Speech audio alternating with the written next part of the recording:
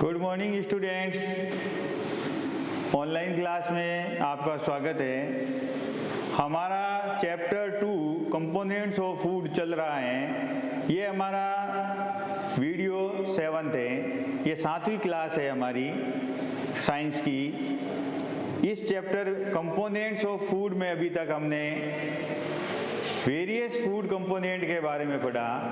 सबसे पहले first of all we studied about the various food component of the food. मैं एक बार repeat करवा देता हूँ, फूड के कौन कौन से कंपोनेंट होते हैं। Various food component, various food component कौन कौन से होते हैं। वेरियस फूड कंपोनेंट,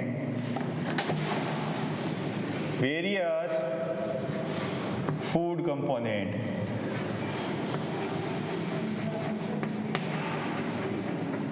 पहला हमने पढ़ा कार्बोहाइड्रेट। पहला फूड कंपोनेंट कार्बोहाइड्रेट।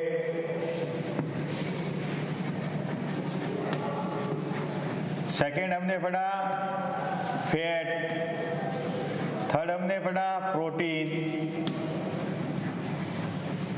फोर्थ हमने पढ़ा vitamin. Fifth mineral, roughage and water. ये सभी बातें होती है फूड कंपोनेंट में। सबका अपना अपना रोल है। ऐसा नहीं है कि चलो मिनरल नहीं होगा चल जाएगा, फूड में रफेज नहीं होगा चल जाएगा, या वाटर नहीं होगा चल जाएगा। इन सबका अपना अपना रोल है। Carbohydrate, fat, protein, vitamin, mineral, roughage and water, सबके बारे में टेस्ट पढ़ा था। कार्बोहाइड्रेट का, फैट का और प्रोटीन का टेस्ट पढ़ा था हमने कि कार्बोहाइड्रेट कोई भी फूड आइटम हो उसको चेक करना हो कि whether carbohydrate is present in this food और नॉट, उसके लिए हमने टेस्ट पढ़ा था। सेकंड फैट के लिए टेस्ट पढ़ा था, जो तेल वाली वस्तुएं होती है, और इनके सोर्स भी पढ़े थे। कार्बोहाइड्रेट, फैट, प्रोटीन और विटामिन, यहाँ तक हमने पढ़ा था। यहाँ तक के सोर्स भी पढ़े थे कि कौन कौन से सोर्स होते हैं। कार्बोहाइड्रेट के क्या क्या सोर्स होते हैं, फैट के what are the different sources of the fat. We studied the animal source and plant source of the fat. Protein के लिए विटामिन, ये सब हमने पढ़ा था। इसके बाद मिनरल आ जाता है। मिनरल भी एक बहुत इंपॉर्टेंट टॉपिक है। मिनरल,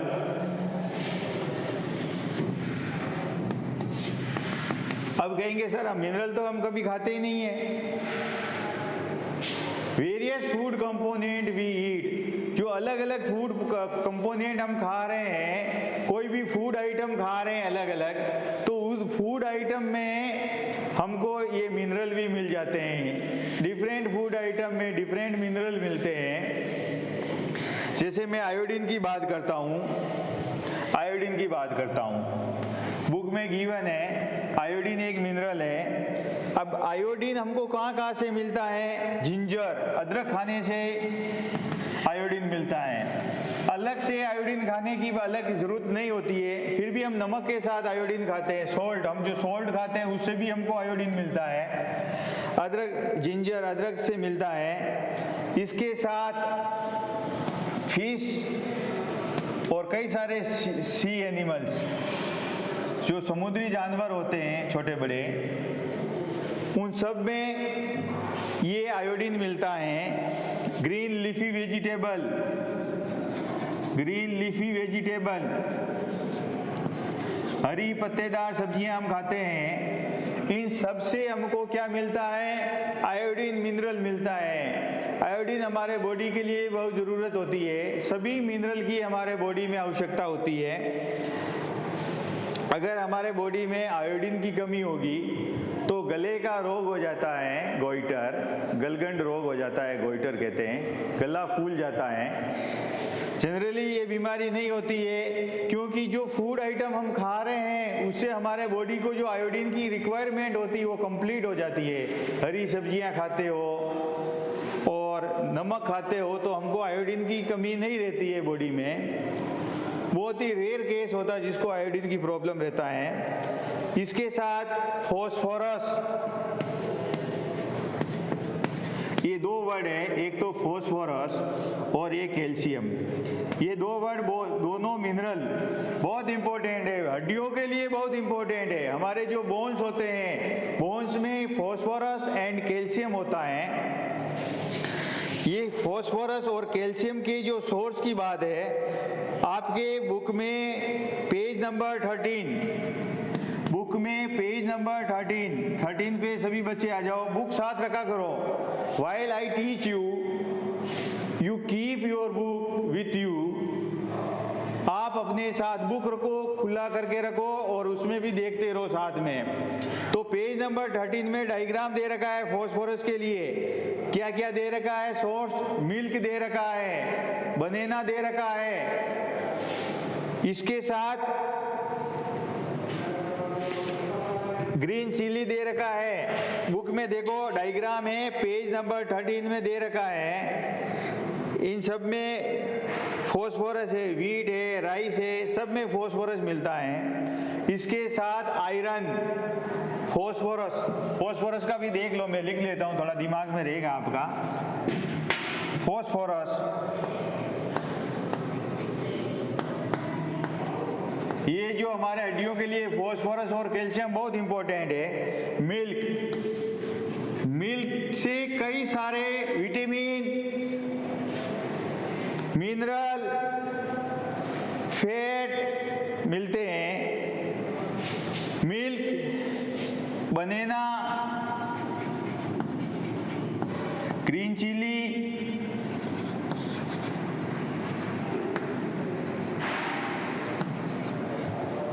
इसके साथ वीट, राइस और भी बहुत सारे होते हैं सोर्सेस जिनसे हमको फॉस्फोरस मिलता है। कैल्शियम की बात करते हैं। कैल्शियम हड्डियों के लिए बहुत इंपॉर्टेंट है, वेरी मच इंपॉर्टेंट है। हड्डियों को मजबूती प्रोवाइड करता है। तो ये कैल्शियम किससे मिलता है? एक तो मिल्क से मिलता है और एग से मिलता है। मिल्क और एग दोनों से मिलता है। ये हमारे सोर्सेज ऑफ मिनरल है। इसके साथ और भी है आयरन भी हमारे बॉडी में जो रेड ब्लड सेल होती है, आरबीसी, उसके लिए आयरन की आवश्यकता होती है। अगर हमारे बॉडी में आयरन की कमी होगी तो ब्लड में कमी होगी, ब्लड नहीं बनेगा। इसलिए आयरन की भी हमारे बॉडी में आवश्यकता होती है। और आयरन के सोर्स क्या होते हैं? हरी सब्जियों से बहुत सारे मिनरल्स मिलते हैं, इसलिए ग्रीन लीफी वेजिटेबल को फूड में इंक्लूड करना ही करना है। अब ये जैसे आयरन की बात करता हूँ तो ग्रीन लीफी वेजिटेबल, हरी पत्तेदार सब्जी, इसमें आयरन भरपूर मात्रा में मिलता है। इसके साथ एप्पल,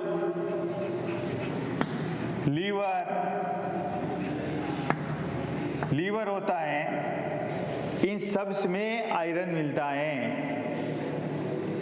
नेक्स्ट रहता है हमारा टॉपिक रहता है रफेज एंड वाटर। पानी तो बराबर पीते रहना चाहिए। From time to time we should drink water because water is also an important part of our diet. भोजन में पानी का भी बहुत इम्पोर्टेंट है। जो फूड कंपोनेंट है उसमें वाटर का भी बहुत बड़ा रोल है। लास्ट टॉपिक रहता रफेज। रफेज से हमें न तो कोई प्रकार की एनर्जी मिलती है। जो रफेज क्या होता है? रफेज रेसे होते हैं, फाइबर होता है, फाइबर। रफेज फाइबर होता है, इसे किसी प्रकार की एनर्जी न मिलती है।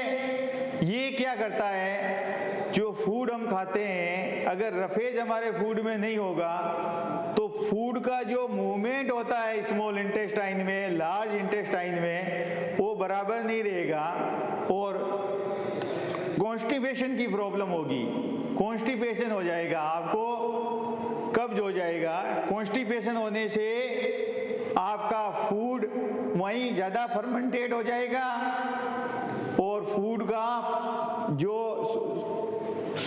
डाइजेस्टेड फूड है वो आगे पास नहीं होगा, ये प्रॉब्लम आ जाती है। तो अनडाइजेस्टेड फूड होता है, जो वेस्ट फूड होता है हमने बॉडीज में, वेस्ट फूड, अनडाइजेस्टेड फूड, उसको आगे से आगे मूवमेंट होता है हमारे बॉडी में और फाइनली हम शरीर से बाहर कर देते हैं फेसेस के फॉर्म में। तो अगर फाइबर की कमी रहेगी तो फूड का पासिंग बराबर नहीं रहेगा। अब हम बात करते हैं सोर्सेज की कि what are the various sources of roughage. Roughage जो खाना हम खाते हैं उसको खाने का एक तरीका होना चाहिए, रफेज उसी से मिलता है। पानी पीते हैं, ये भी एक रफेज का काम करता है। जो पानी हम पीते हैं, the water we drink is also work as a roughage. इसके अलावा जो हम फूड खाते हैं जिसमें छिलके वाले होते हैं, जैसे फ्रूट खाया उसका छिलका है, कई सारे फ्रूट का छिलका खा सकते हैं, जैसे एप्पल है उसका छिलका खाया जा सकता है, चीकू है उसका छिलका खाया जा सकता है। ऐसा नहीं है कि केले का छिलका भी खा रहे हैं कि हमको इससे मिलेगा, फाइबर मिलेगा। जो सब्जियां खाते हैं, कई सब्जियों को हम बिना छीले खा सकते हैं, जैसे आलू है, पोटैटो है। तो इन छिलकों में फाइबर बहुत होता है। फाइबर हमारे बॉडी के लिए बहुत ज़रूरी है, ये हमारे दिमाग में रखना है। कई सारे फूड जिनको ऐसे ही खाया जा सकता है, ऐसे खाना पॉसिबल है छिलके के साथ, तो छिलके के साथ ही खाना चाहिए। अब ये हमारा टॉपिक कंप्लीट हो जाता है। इसके बाद आता है बैलेंस डाइट। बैलेंस डाइट से पहले मैं आपको बता देता हूँ, कोई एक फूड आइटम है तो एक फूड आइटम में एक ही फूड कंपोनेंट मिलेगा ऐसा नहीं है। एक फूड आइटम में बहुत सारे फूड कंपोनेंट मिल सकते हैं। कार्बोहाइड्रेट मिल सकता है, फैट मिल सकता है, प्रोटीन मिल सकता है। समझ में आ रहा ना? एक ही फूड आइटम में कोई एक फूड आइटम है तो उसमें एक ही प्रकार का आपको फूड कंपोनेंट मिलेगा ऐसा नहीं है। कार्बोहाइड्रेट मिल सकता है, फैट मिल सकता है, protein, vitamin, mineral, roughage and water भी होता है फूड में। तो ये सभी आइटम मिल सकते हैं, या कुछ आइटम मिलेंगे कुछ नहीं मिलेंगे, ऐसा भी हो सकता है। या कभी कभी ऐसा भी हो सकता है कोई फूड आप खा रहे हैं, किसी फूड में कार्बोहाइड्रेट की मात्रा बहुत ज़्यादा है, फैट की मात्रा भी उतनी है, ऐसा जरूरी नहीं है, फैट की मात्रा कम हो सकती है। कहने का मीनिंग क्या है, किसी एक फूड आइटम में वन और मोर देन टू कंपोनेंट्स हो सकते हैं फूड कंपोनेंट, और दोनों की मात्रा इक्वल नहीं हो सकती, कोई एक ज़्यादा तो कोई एक कम हो सकता है। ये आपको ध्यान रखना है। अब बैलेंस डाइट किसको कहते हैं? जो खाना हम खाते हैं तो हम एक ही प्रकार का फूड हम नहीं खाते हैं कि ये बहुत टेस्टी लग रहा है यही खाते हैं। देखो, जो फूड हम जैसे खाना खा रहे हैं उसमें क्या यूज करते हैं? दाल यूज कर लेते हैं, lentil,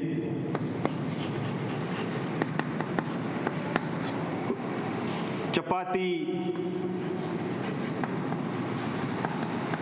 green vegetable, green vegetable में बना और दाल बनाते समय कई सारे मसाले, ग्रीन चिली, कई सारे मसाले डाले जाते हैं, ये खाते हैं। इसके साथ हम और भी यूज़ करते हैं, जैसे कर्ड है, सलाद है। तो ये सभी आइटम खाने से क्या होता है, हमको सभी प्रकार के कार्बोहाइड्रेट, ये सभी प्रकार के फूड कंपोनेंट मिलेगा। एक पर्टिकुलर फूड खाने से हमको कोई एक प्रकार का या दो प्रकार का फूड कंपोनेंट मिल सकता है, लेकिन सभी फूड कंपोनेंट नहीं मिलेगा। तो बैलेंस डाइट किसको कहते हैं? A diet containing all kinds of food component in proper amount. ऐसा फूड हमारा जो फूड हो जिसमें ये जो फूड कंपोनेंट है सभी मिले प्रॉपर अमाउंट में, जितना जितना ये फूड आइटम होना चाहिए उतना मिले, तो उसको हम क्या कहते हैं? Balance diet. अगर बैलेंस डाइट होगा तो कोई भी चाइल्ड होगा तो उसका जो ग्रोथ और डेवलपमेंट होगा वो प्रॉपर होगा। बैलेंस डाइट नहीं होता तो हमको मेल न्यूट्रिशन हो जाता है, मेल न्यूट्रिशन हो जाता है। मेल न्यूट्रिशन से हमारा ग्रोथ एंड डेवलपमेंट सही रूप से नहीं रहेगा। सबका बॉडी का डेवलपमेंट ग्रोथ प्रॉपर नहीं रहेगा। तो बैलेंस डाइट यूज करना मीन्स एज वाइज एक बैलेंसिंग डाइट होती है। ऐसा नहीं होता कि आप केवल महंगा भोजन करोगे तभी आपको प्रॉपर ग्रोथ होगा और डेवलपमेंट होगा और बैलेंस डाइट मिलेगा। सस्ता फूड, चीप फूड, आपको सिलेक्शन करना है फूड आइटम को कि कौन कौन सी फूड आइटम सेलेक्ट करें कि इससे हमको ये कंपोनेंट मिल रहा है। प्रॉपर सिलेक्शन से हम सस्ते में सभी बैलेंस डाइट ले सकते हैं। ऐसा नहीं है कि जो महंगे आइटम है उसमें ही बैलेंस डाइट मिलेगा, कम प्राइस में भी बैलेंस डाइट पॉसिबल है। कंडीशन क्या करती है? कंडीशन ये है कि जो फूड का जो सिलेक्शन है वो प्रॉपर होना चाहिए और प्रॉपर होगा तो आपको किसी प्रकार की बीमारी नहीं होगी, किसी प्रकार की डेफिशिएंसी नहीं होगी, न कार्बोहाइड्रेट की डेफिशिएंसी होगी। अगर कार्बोहाइड्रेट की डेफिशिएंसी होती तो व्यक्ति में एनर्जी नहीं रहती है। जो ह्यूमन बीइंग है, जो पर्सन है, अगर उसमें कार्बोहाइड्रेट की कमी है तो एनर्जेटिक ही नहीं होगा, काम नहीं कर पाएगा, कमजोर होगा। फैट की भी हमारे बॉडी में जरूरत होती है। प्रोटीन के बारे में पढ़ा था, प्रोटीन का हमारे ब्रेन के लिए और जो वाउंड हो जाता है, नए सेल बनते हैं, उनके लिए बहुत जरूरी होता है। विटामिन बीमारियों से हमको दूर रखता है। मिनरल्स होते हैं जो हमारे बॉडी के प्रॉपर फंक्शनिंग में बहुत ज़रूरत होती है। रफेज एंड वाटर, जैसे कैल्शियम होता है तो हड्डियों के लिए ज़रूरत होता है। सोडियम होता है हमारे बॉडी के लिए बहुत ज़रूरी होता है। सोडियम भी बहुत ज़रूरत होता है, जो हम नमक खाते हैं उससे हमको सोडियम मिलता है। पोटेशियम, इसमें जो एग्जाम्पल दे रखा है इसके अलावा भी कुछ मिनरल होते हैं हमारे बॉडी को ज़रूरत होता है। ये चैप्टर हमने लगभग कर लिया और लास्ट में पेज नंबर 16 पे टेबल दे रखा है जिसका हमने डिस्कशन कर चुके हैं और देख चुके हैं। सिम्टम्स भी दे रखे हैं, वो आपको पढ़ना है कि अलग अलग विटामिन के कमी से क्या क्या बीमारी होती है। Vitamin A, vitamin B, vitamin C, D, calcium, iodine और आयरन। ये टेबल बना देना, आज का होमवर्क रहेगा। ये टेबल बना देना, ये टेबल आपको बनाना है कि किससे क्या बीमारी होती है। इसके साथ हमारा चैप्टर कंप्लीट हो जाता है। चैप्टर कंप्लीट हो गया है। अब मैं आपको कुछ और बताता हूँ एक्सरसाइज के बारे में। ये एक्सरसाइज आपको करना है, सेल्फ करना है। मैं खाली डिस्कस करूंगा ओरली, आप सेल्फ एक्सरसाइज करोगे। Name the major nutrients in our food. हमारे फूड में क्या क्या न्यूट्रिएंट्स होते हैं वो लिखो, ये सभी। सेकंड क्वेश्चन है name the following the nutrients which mainly give energy to our body. ऐसा न्यूट्रिएंट जो हमको बॉडी में केवल एनर्जी देता है, carbohydrate. The nutrients that are needed for growth and maintenance of our body. हमारे शरीर के ग्रोथ और मेंटेनेंस के लिए जो न्यूट्रिएंट्स की बहुत जरूरत होती है वो कौन सा है? प्रोटीन। ये vitamin required for maintaining good I site, हमारी आंखों को स्वस्थ रखता है। ऐसा विटामिन कौन सा है? Vitamin A mineral that is required for keeping our bone healthy. एक मिनरल है कैल्शियम, जिससे हमारी हड्डियां स्वस्थ रहती है। फिर दिस थर्ड क्वेश्चन है name two food rich in fat, starch, dietary fibre and protein. सबके आप पीछे से लिखोगे। Question number 4, by eating a rice alone we can fulfil nutritional requirement of our body. क्या केवल चावल खाकर अपनी न्यूट्रिशनल रिक्वायरमेंट कर सकते हैं पूरी?